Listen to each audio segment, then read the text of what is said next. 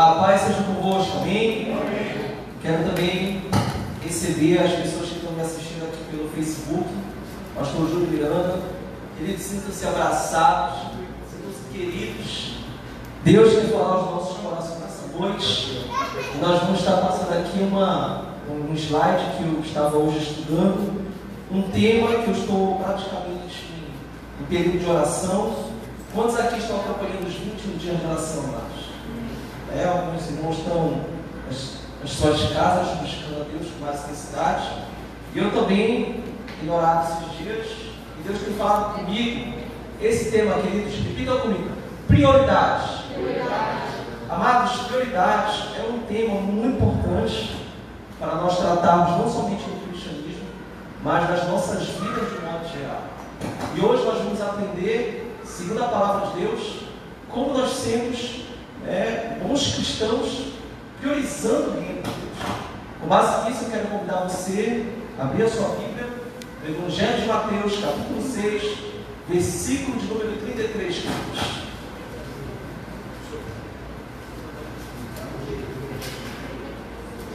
Amém? Todos acharam? Amém. Vamos lá, Deus está em cima. Diz assim mesmo, queridos: buscai, pois, em primeiro lugar, o seu reino e a sua justiça, e todas estas coisas vos serão acrescentadas. Feche seus olhos, queridos. Santo Deus e maravilhoso Pai, eu te apresento jovens neste culto, jovens que o Senhor quer falar esta noite, jovens que o Senhor quer edificar, jovens que através da tua mensagem, da tua palavra, o Senhor quer fortalecer as bases da fé e as bases espirituais. Nos direciona segundo a tua palavra. É o que eu te peço, na autoridade, em nome de Jesus. Amém e amém. Queridos, podem se assentar. Primeiro ponto da nossa mensagem, queridos, é sobre prioridades. Pode passar, Alan, obrigado. Vamos fazer uma pergunta. Repita comigo: o que é prioridades? Vamos lá. O que é prioridades? Amém. Glória a Deus. Queridos, prioridade é algo que nós consideramos importante em nossa vida. Ou seja, pode ser a escolha de um curso, pode ser a escolha, quem sabe, de uma religião, pode ser um relacionamento, amizades. Prioridade tem a ver com aquilo que faz sentido às nossas vidas, aquilo que tem real importância, amados. E a gente vai perceber que no início dessa palavra prioridades, ela era usada no singular, com o significado daquilo que tem o seu primeiro lugar. Ou seja, o singular dele é daquilo que está em primeiro lugar. E a gente percebe lá no Evangelho de João que quando ele diz buscar primeiramente o reino de Deus, ou seja, primeiramente é esse singular. Primeiramente é o reino de Deus. Ou seja, Deus, ele é único, não há outro além dele. Buscar primeiramente o reino dele. Só que depois, algumas décadas, esse termo é usado no plural, para decidir uma lista em ordem decrescente daquilo que é essencial no nosso viver. Então nós aprendemos que, além do reino de Deus, nós buscarmos ele, tem também o nosso relacionamento com as pessoas. Pode ser no colégio, pode ser no trabalho, pode ser na sua vizinhança ou comunidade, aqui na nossa igreja, ou seja, se passar a se estender nas nossas escolhas terrenas. Amém? Continuando aqui, isso significa definir qual a importância que cada área tem em relação às outras. Queridos, há diversas áreas nas nossas vidas que elas precisam tomar uma decisão. Por exemplo, nós temos que estudar, nós temos que trabalhar, nós temos que ter uma vida espiritual sadia.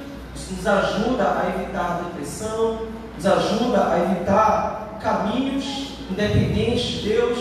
Ou seja, nós precisamos autoavaliar a nossa vida, saber como nós estamos. Só que muitas vezes essas escolhas elas podem acabar priorizando uma área e outra deixando de lado. E aí que é o problema, queridos, é lidar com essa situação. Ou seja, essas áreas como espiritualidade, casamentos, filhos, famílias, amigos, trabalho, saúde, descanso, formação educacional, cultura e lazer, elas são constantemente, elas surgem no momentos em que devemos escolher entre as pessoas, valores e situações. Repitam comigo: escolher entre pessoas, valores e situações. Não é fácil, queridos. Não é fácil. Quando nós nos tornamos cristãos, nós precisamos, de uma certa forma, pedir a direção de Deus, qual é a vontade dele na nossa vida. E muitas vezes a vontade de Deus vai confrontar o nosso querer, vai confrontar as nossas vontades. Eu, por exemplo, antes de eu frequentar a igreja evangélica, eu tinha amizades seculares, determinados hábitos, falas, lugares que nós frequentávamos, que depois que eu aceitei Jesus, o Senhor Salvador, e conheci Ele, realmente aquelas amizades, amados, não deixaram de se fazer na minha vida presente. Até hoje, quando eu vejo, boa noite, tudo bem, uma mensagem, às vezes conversa pelo Facebook, mas a mesma intimidade que nós tínhamos não é mais a mesma. Eu tive, de uma certa forma, conhecer pessoas da igreja, desenvolver amizades com pessoas da igreja, que têm uma mentalidade segundo as Escrituras. Mentalidades essas que me aproximam de Deus. Então essas prioridades, de nós buscarmos agradar a Deus, buscarmos fazer a sua vontade, muitas vezes vai nos confrontar em abrir mão do nosso querer. Por exemplo, no início foi um pouco difícil para mim, deixar de frequentar determinados lugares, de ouvir determinadas músicas, ou até de falar determinadas palavras. Mas o Espírito de Deus, quando Ele entra no nosso coração, quando Ele nos enche, Ele nos orienta de fato aquilo que Deus quer para nós. Antes de nós existirmos, Deus já tinha um projeto na nossa vida. Deus já sabia o tempo certo de se revelar a cada um de nós. E para que nós venhamos andar na sua santidade, não é de qualquer maneira, não é como nós bem queremos. Existe uma forma, e essa forma é se relacionando com Deus, é se aproximando dele. Amém? Não estou aproximando. Ou seja, nós temos que buscar priorizar Deus em nossas vidas. Outra pergunta, queridos, repitam comigo: o que é? Não, o que a Bíblia diz sobre prioridades. Olha o que a Bíblia diz, queridos, está lá em Êxodo, capítulo 20, versículo 3. Certamente Deus está em primeiro lugar na lista, pois devemos amá-lo acima de todas as coisas. Coloca lá esse versículo, por favor. Amados, o livro de Êxodo foi um livro que Deus teve o propósito de tirar o seu povo da escravidão para levar ou direcionar a terra prometida. Para isso ele levanta um líder chamado de Moisés, que de uma certa forma ele acaba sendo voz profética para aquela geração.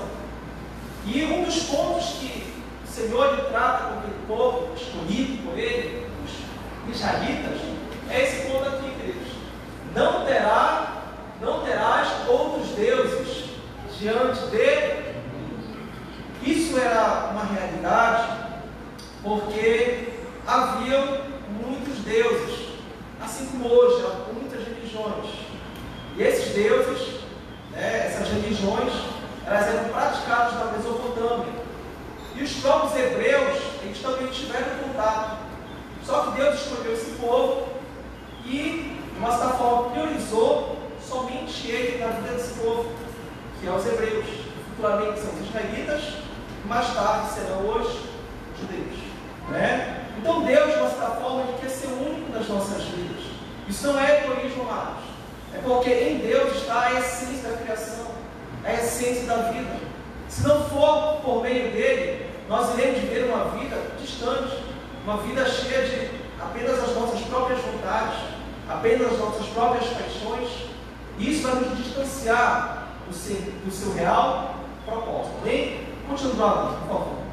Então Jesus ele nos ensina que o grande e o primeiro mandamento, amados, olha aí, o grande e o primeiro mandamento coloque lá, Mateus, capítulo 22, versículo 37 a 38. Queridos, presta bem atenção. O primeiro grande mandamento Deus, ele de uma certa forma ensina o seu povo desde o Antigo Testamento e se cumpre também no Novo Testamento. Mateus é um evangelista que escreve diretamente para os judeus, que foi levantado para escrever esse evangelho, para que aqueles judeus que fossem ler, crescem que Jesus realmente é o Messias. E olha o que diz esse versículo: respondeu-lhe Jesus: amarás o Senhor teu Deus de todo o teu, de toda a tua e de todo o teu entendimento. Queridos, o coração e a alma, o coração ele simboliza a nossa mente, a nossa alma, a sede dos nossos desejos, e o entendimento é a nossa razão, né? Ou seja, é a nossa própria lógica como seres humanos, é nós entendermos aquilo que é melhor para cada um de nós. Por exemplo, distante de Deus não é uma realidade que vai me favorecer, mas próximo dele é algo que eu vou viver aquilo que o meu Criador preparou para mim aqui nessa terra. Não só para mim, mas para cada um de vocês jovens, né? Que encontramos adolescentes, né? E jovens, que Deus tem um propósito maravilhoso para cumprir na vida de vocês.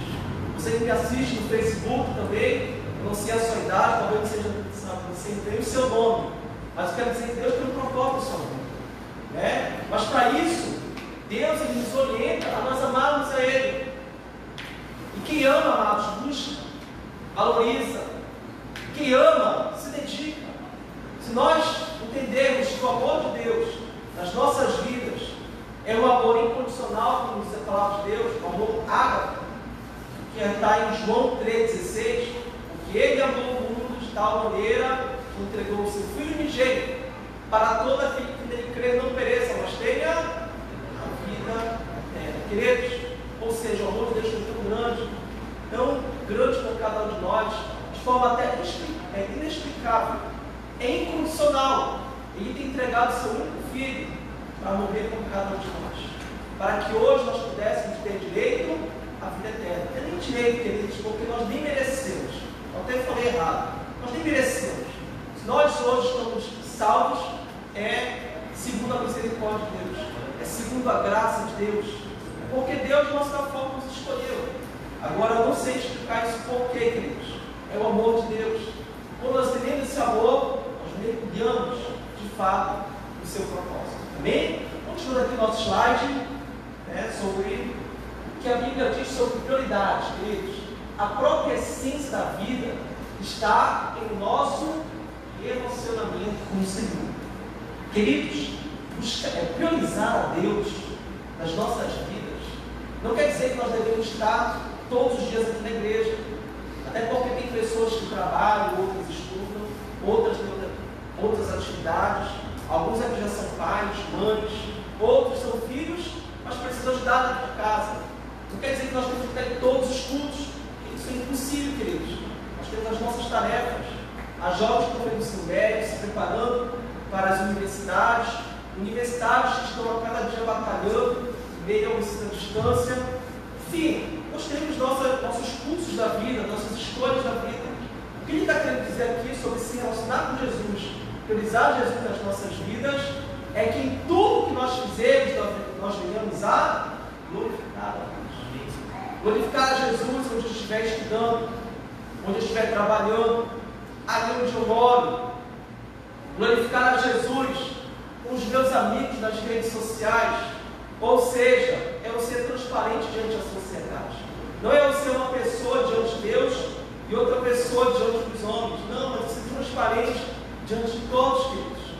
Né? Ou seja, eu lembro que quando eu era universitário, eu fazia parte de um grupo, né, chamado de Alfa e Ômega.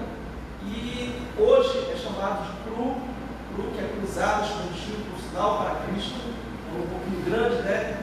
Mas eu lembro que direitinho a gente entendia, que a gente estudava na universidade, que Deus preparou a gente para a universidade, não somente para ganhar um diploma, não somente para fazer provas, experimentar estágios. A gente entrou na universidade com propósitos, a gente falava muito mesmo, e o propósito era revelar Jesus, revelar o amor de Deus para os nossos colegas, para os nossos professores, os nossos estágios.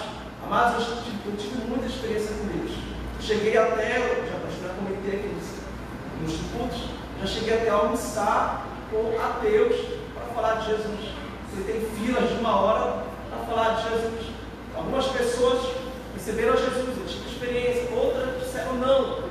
Já tive experiências de viagens que, quando eu era mais novo, eu estou com 30 anos, mas no dia que eu era bem jovenzinho, meus 23, 24 anos, quando eu ia para esses congressos, eu lembro que eu estava voltando do Rio de Janeiro, e estava fervendo, estava realmente cheio do Espírito Santo, quando era um congresso chamado Vem o Teu Reino, muito forte. Ali a gente teve um pacto, praticamente com os jovens de todo o Brasil, para falar sobre o Reino de Deus nas universidades. E eu voltando de Rio de Janeiro, eu estava indo, veio para Recife, e eu lembro que uma senhora sentou perto de mim para voltar de avião, ela e a filha dela, e ali eu estava lendo alguns livros, eu tinha provas, aula de eletroquímica, para quem não sabe, eu sou químico, então eu tinha provas de eletroquímica para fazer, e eu lembro direitinho, no avião eu lendo, comendo. Queridos, Deus colocou uma pessoa ao meu lado, uma senhora um pouco cansada, a filha dela chata, e do nada assim, eu olhei para ela e a gente começou a conversar de forma espontânea, e ali Deus me direcionou que aquela mulher precisava me falar de Jesus. E ali eu iniciei um assunto com ela sobre Jesus e chamou a atenção dela, a ponto dela deixar bem claro que ela estava meio distante de Jesus. E assim, eu percebi que quanto mais falava de Jesus, a filha dela estava se incomodando, até que uma hora ela lanchando, ela acabou passando mal, teve que ir ao banheiro. Queridos, foi nessa hora que eu, falando para a mãe dela sobre Jesus, a mãe dela decidiu voltar para Cristo. Diga glória a Deus, queridos. E aquilo foi maravilhoso, foi num avião, as pessoas estavam praticamente dormindo já, entendeu? Mas eu estava ali acordado, porque Deus preparou um ambiente para mim. Então eu já falei de Jesus nas universidades, hoje eu sou professor, hoje no meu emprego, eu além de ser professor de ciências, química, até biologia cultural, eu também dou aula de religião, queridos. Então em sala de aula é algo que eu lembro que quando eu orava no universitário, eu falava, Deus, prepara um lugar que eu possa, claro, desenvolver a ciência, ensinar, mas que eu possa também falar do teu reino. E interessante, hoje eu tenho liberdade, no meu ambiente de trabalho, usar a Bíblia Sagrada, para falar para os adolescentes, para jovens, entendeu? Nem todos ainda têm uma maturidade para ouvir, mas uma semente está sendo lançada, uma semente está sendo inserida, e uma hora vai germinar.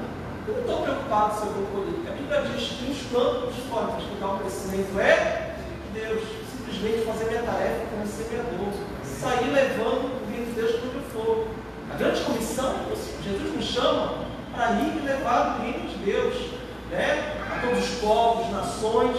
Só que esses povos, nações, podem começar com a nossa comunidade, pode começar com nossos familiares, os nossos vizinhos, os lugares onde Deus nos permite. Talvez você indo ali para o seu trabalho, para o seu colégio, você pode sentar ali naquela parada de ônibus, ou quem sabe no próprio ônibus, Deus pode colocar alguém que precisa ouvir mais dele.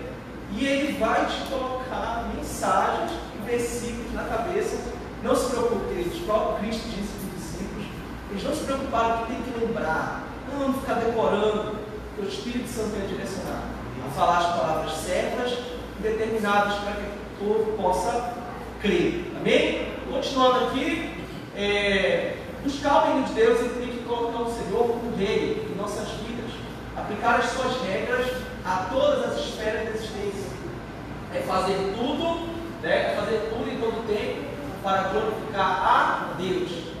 Alan, coloca para a gente 1 Coríntios, capítulo de número 10, versículo 31. Amados, quem gosta de comer aqui, amados? Ninguém? Ninguém gosta de comer aqui? Quem gosta de beber? Não estou falando do refrigerante, estou falando do suco, água de coco. Queridos, esse texto é muito legal, porque aqui a gente vê a comunidade muito ligada às tradições, E o apóstolo Paulo deixa bem claro aqui, portanto, quer comais, quer bebais, ou façais outra coisa qualquer, façais tudo para a glória de Deus. Sabe, tudo que você fizer, talvez ali na sua faculdade, você tirou as boas notas, você pode estar glorificando a Deus. Jovens, colegas podem estar vendo ali o seu empenho, a sua dedicação pelo seu futuro e ver que é o Deus sobre a sua vida. Talvez você que é um jovem empreendedor, pessoa que tem uma vida com Deus, né? Você faz as suas vidas, você multiplica o seu mercado, pessoas podem de uma certa forma ver Deus ali no seu negócio, no seu trabalho, entendeu? Porque, amados, Deus, onde nós invocamos Ele, de fato, Ele se faz presente. Jesus deixou bem claro: pedi, né, e recebereis, pedi e dá-se-vos. Buscai e achareis, batei e abri-se-vos. Ou seja, nós temos que primeiramente pedir, e aí que está o relacionamento. Só que esse pedir, amados, não é só pedir coisas para as nossas vidas, mas é pedir de fato um relacionamento verdadeiro com Deus. Esses dias eu tenho experimentado algo maravilhoso. Eu tenho acordado junto com o Henrique pelas madrugadas e a gente tem orado durante esses 21 dias. Amados, já fazia um tempo que eu não fazia isso. Já fazia um tempo que de fato eu acordava e eu já ia tomar um café, eu já estava logo me preparando para trabalhar, fazer as minhas coisas. Eu lembro que às vezes eu lia a Bíblia antes de eu começar a dar aula, às vezes era aula de religião, enfim. E assim, eu estava vivendo uma vida um pouco mecânica e eu precisava sair dessa situação. Aconteceu a pandemia, por aí vai, e começou os 21 dias de propósito, queridos. Foi um pouco difícil isso, mas é muito interessante quando nós acordamos e entregamos a primeira hora do nosso dia ao Senhor. É interessante. Eu estou experimentando isso.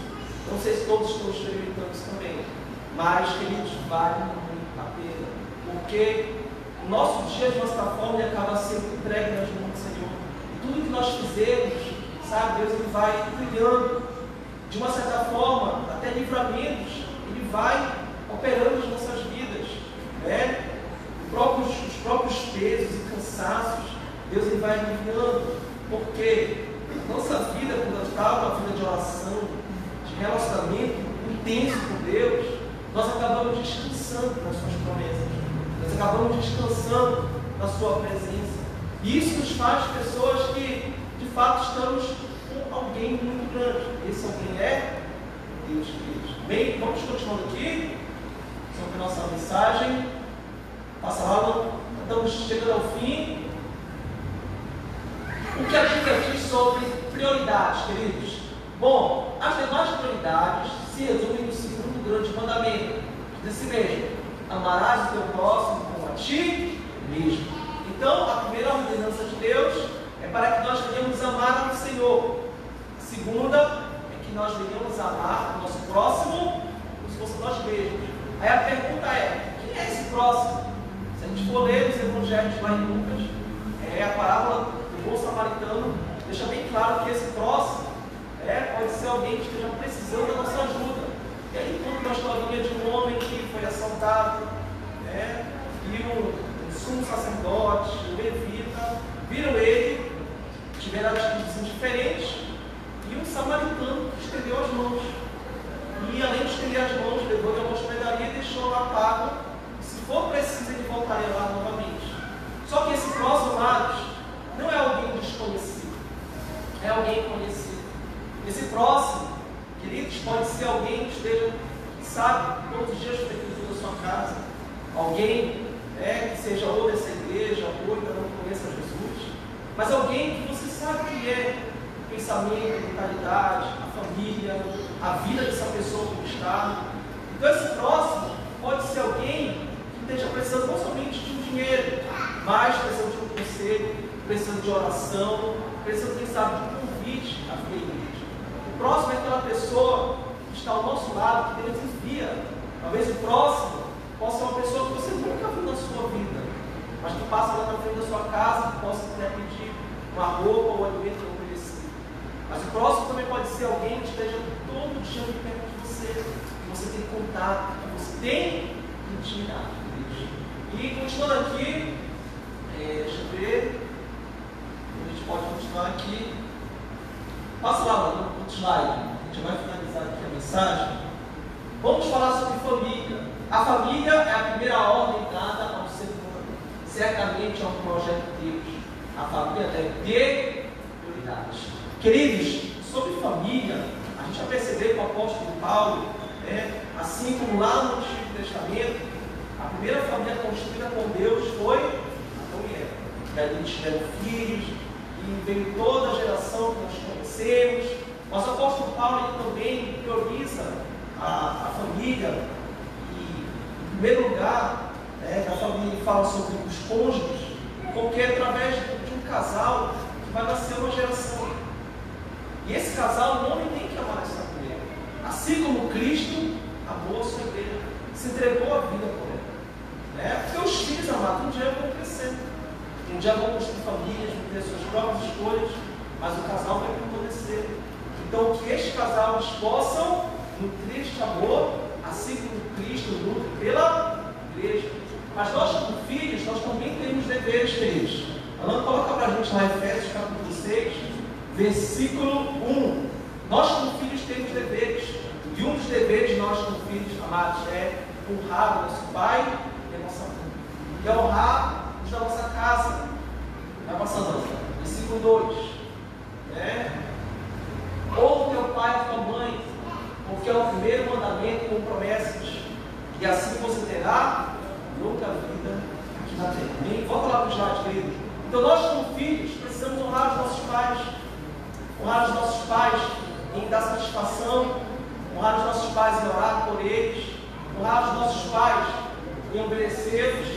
1 Timóteo 5:8 deixa bem claro que aqueles que não cuidam da sua família são piores do que aqueles que não são da fé, ou aqueles que não creem.